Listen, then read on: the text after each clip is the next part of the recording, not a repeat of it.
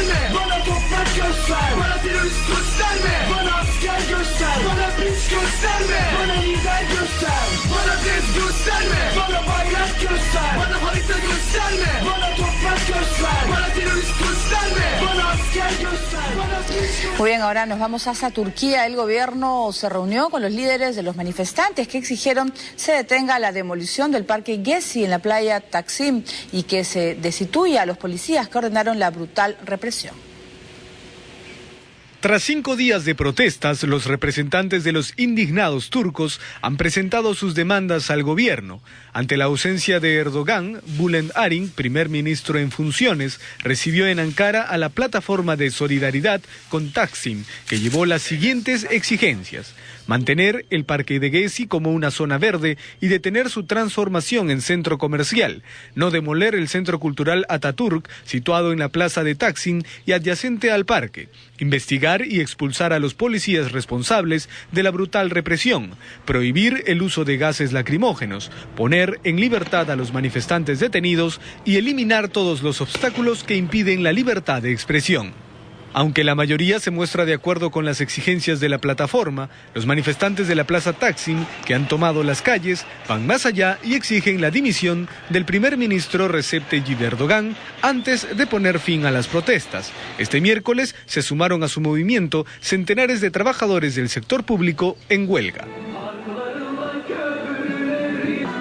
En tanto, un grupo de jóvenes continúa ocupando el parque Gezi, cuyos accesos permanecen cerrados por barricadas. No creo que Bülent Arınç tome una decisión. Esperarán a que el primer ministro regrese al país y esté con un mejor ánimo. No confiamos en ellos ni le creemos. Sin embargo, podría haber una sorpresa. Las protestas han dado también un salto al ciberespacio con la detención de decenas de jóvenes en Esmirna, acusados de incitar a los disturbios a través de Twitter. Por su parte, los grupos de hackers Anonymous y el Ejército Electrónico de Siria han llevado a cabo ataques contra las páginas web del gobierno y aseguran que han robado información. Muy bien, pero vamos a conocer un poquito más de Turquía. Es la República de Turquía, cuya capital es Estambul, sabemos, Farid. Ankara. ¿Ankara? La ciudad, la ciudad más poblada es Estambul. Ankara es la capital y los idiomas oficiales, el turco, y gentilicio se le dicen turco o turca. En el caso, vemos que tiene una población, 72 millones de personas. Es un país densamente poblado con religión musulmana. El presidente es Abdullah Gül y el primer ministro que ha sido blanco de todas estas protestas de los últimos días es Recep Tayyip Erdogan. Háblanos un poco de Turquía, Farid. Sí, Estambul fue la capital inicialmente de Turquía. Es la antigua Bizancio y luego la antigua Constantinopla. Estambul es su nombre más reciente. Fue inicialmente la capital de Turquía. Y es importante porque no solo es el centro económico del país y el centro cultural del país, es considerada una de las ciudades más bellas de Europa, sino que es la ciudad que divide los continentes convencionalmente de Europa y Asia. El río Bósforo, que cruza la ciudad de Estambul, digamos, divide la parte, podríamos decir, la parte occidental, la parte, digamos, europea de Estambul de la parte más bien asiática, que es casi todo el territorio de Turquía. Esta península, digamos, asiática de Turquía es conocida antiguamente como Anatolia, y por aquí más o menos está la capital, Ankara. Pero ¿Estambul dónde está? El centro de las protestas. Es, como digo, pegado ¿Puedes señalar Sí. Ahí está. Y Estambul es probablemente también la parte más occidentalizada de Turquía, ¿no? De hecho, como digo, físicamente parte de Estambul está dentro de Europa. Si entrase, como en algún momento se especuló, la Unión Europea sería el segundo país más poblado después de Alemania, y eso era lo que algunos veían, digamos, como preocupante desde perspectivas conservadoras, porque sería el ingreso de 79 millones aproximadamente de personas, en su gran mayoría de religión musulmana.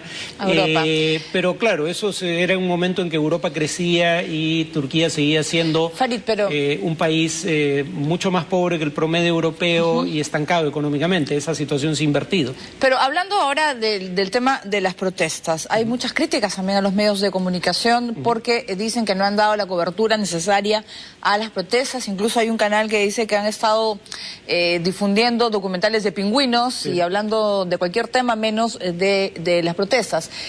Esta reunión que ha tenido el primer ministro con los representantes de los manifestantes es una manera pues de pisar tierra, ¿no? Sí, yo creo que ha sido, digamos que Erdogan no tuvo la humildad como para hacerlo él personalmente. Entonces él se fue en visita oficial al norte de África, donde todavía es muy popular, y dejó que su viceprimer ministro sea el que reciba estas organizaciones que han presentado el petitorio, ¿no? Un petitorio bastante razonable. Y en el petitorio justamente uno de los temas, el tema políticamente más sensible, es el tema de la libertad de expresión. ¿De qué se acusa al gobierno? Primero, Turquía es uno de los países con el mayor número de periodistas presos, no siempre con juicio, pero presos por cargos o bien de insultar a la nación, o bien de inmiscuirse de manera ilegal en el tema del levantamiento kurdo, o bien por presunta participación en un intento de golpe de Estado contra el gobierno. Pero por un lado hay una más de 50 periodistas presos. Por otro lado, la prensa escrita padece una crisis como en muchas partes del mundo, y entonces depende de avisaje oficial. Algunos grupos empresariales que tienen conglomerados mediáticos también tienen intereses, por ejemplo, en el ámbito inmobiliario, y entonces no quieren antagonizar a un gobierno que les puede dar contratos inmobiliarios. Entonces la prensa básicamente se ha autocensurado bajo presión oficial. Y claro, lo que termina ocurriendo es que mientras CNN Internacional pasaba las manifestaciones en vivo en la Plaza Taksim, CNN la estación turca de CNN Turquía, es la que pasaba el documental sobre pingüinos, lo cual era paradójico, ¿no? Porque la CNN Internacional no tenía problema en pasar las imágenes de la represión, pero las estaciones turcas son las que silenciaron en un primer momento el tema. También, pero ojo, hay un total de 29 jóvenes, muy jóvenes, el mayor 24 años, que ha sido detenido por la policía de Izmir, y otros 9 se encuentran en búsqueda y captura por incitar a disturbios y distribuir propaganda mediante Twitter. ¿Qué pusieron, qué escribieron en sus tweets? Por ejemplo, eran cosas como encontrémonos aquí o aquí viene la policía. Bueno, así que más informativos que incendiarios, pero es el tema otra vez de las redes sociales, ¿no? En Egipto también fue, esa es la importancia, ¿no? Sí, sobre todo entre los jóvenes, ¿no? Porque esta movilización, algunos dicen, uno de sus hándicaps es que demográficamente está muy sobrecargada de jóvenes, hay muy pocos representantes de otros estamentos demográficos, pero también socioeconómicos de Turquía. Y efectivamente, precisamente porque los grandes medios no cubrían las noticias, los jóvenes fundamentalmente, pero no solo los jóvenes, hay 35 millones de personas conectadas a Internet en Turquía, se comunicaban a través de las redes sociales. Eso tiene pros y contras, ¿no? Las redes sociales facilitan la movilización sin una gran cantidad sin una gran organización previa. Rápido, ¿no? Es más rápido, pero a su vez el no tener una gran organización hace difícil que esas movilizaciones puedan sostenerse en el tiempo, y además es muy fácil infiltrar la red y introducir información equívoca.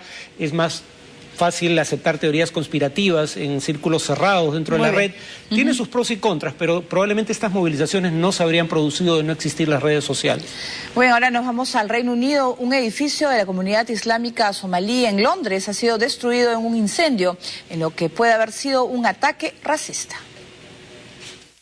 La unidad contraterrorista de Scotland Yard está investigando el fuego posiblemente provocado que ha destruido la mezquita y el centro islámico de Al-Ramja en el barrio londinense de Muswell Hill.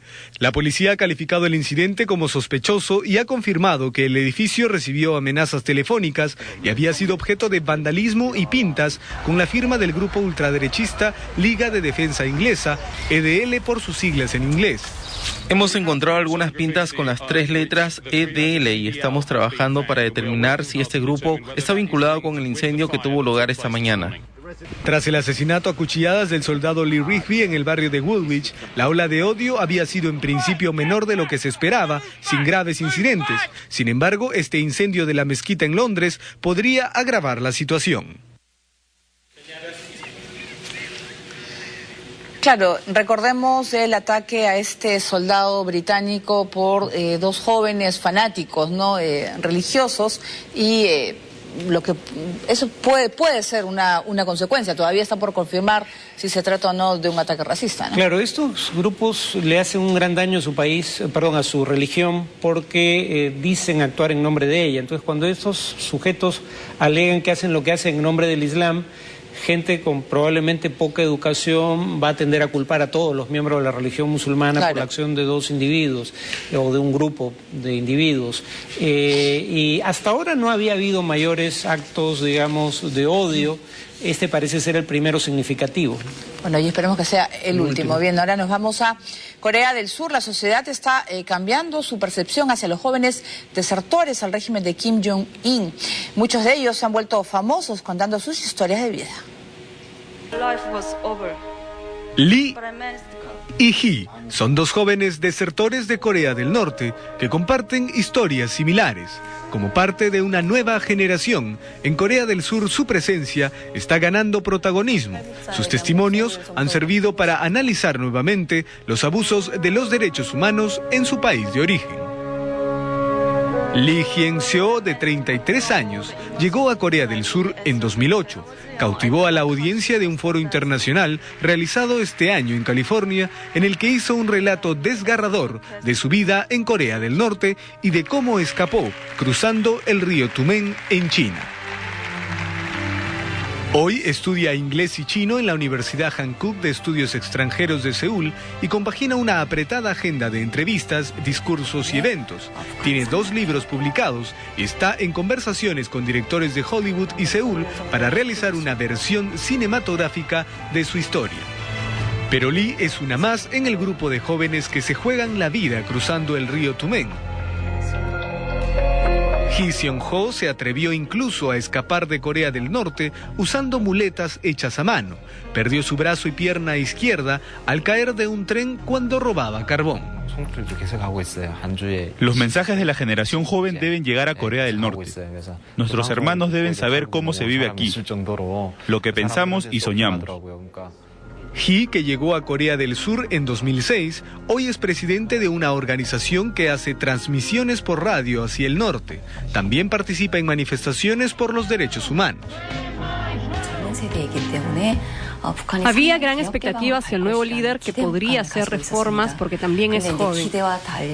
Sin embargo, ha sucedido lo contrario. El norte ha lanzado misiles y ha causado graves problemas de derechos humanos para los desertores. Aunque Corea del Norte sigue castigando a los desertores que son muchas veces deportados desde China, en Corea del Sur la sociedad está cambiando su percepción hacia ellos. Son cerca de 25.000 los que ya están en el país y un promedio de 2.000 los que entran cada año según las autoridades surcoreanas. Siempre son interrogados para filtrar a los espías, pero luego reciben ayuda para que puedan adaptarse a su nueva vida, lejos de los abusos de la dinastía Kim en Corea del Norte.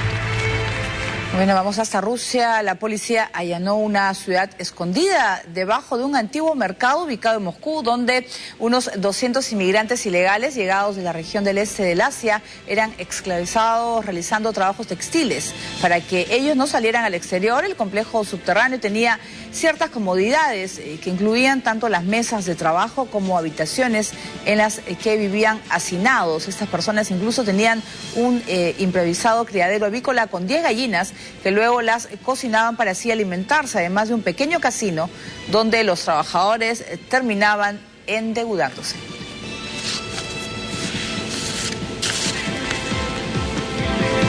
Muy bien, esa es esclavitud del siglo XXI realmente, pues, pero además con un casino como para que se gasten la plata, poco dinero que habían ganado, ¿no? Es el sistema de enganche que había en las haciendas del norte en una época en el Perú, o sea, es una práctica, y en ese caso también era con gente proveniente del Asia Oriental. Además, Rusia tiene la peculiaridad de que precisamente por la paranoia asociada a la Guerra Fría, por el temor a que eventualmente se convirtiera en una guerra termonuclear, tiene refugios antiaéreos, pero también refugios nucleares. Y en el año 2011 se encontró una situación similar, y esa ciudadela subterránea era un refugio nuclear que había sido utilizado como un centro para esclavitud. Muy bien, nosotros vamos a hacer una nueva pausa, vamos a regresar con lo que está sucediendo en Siria. La oposición ha pedido ayuda al mundo tras perder estratégica ciudad de Qusair.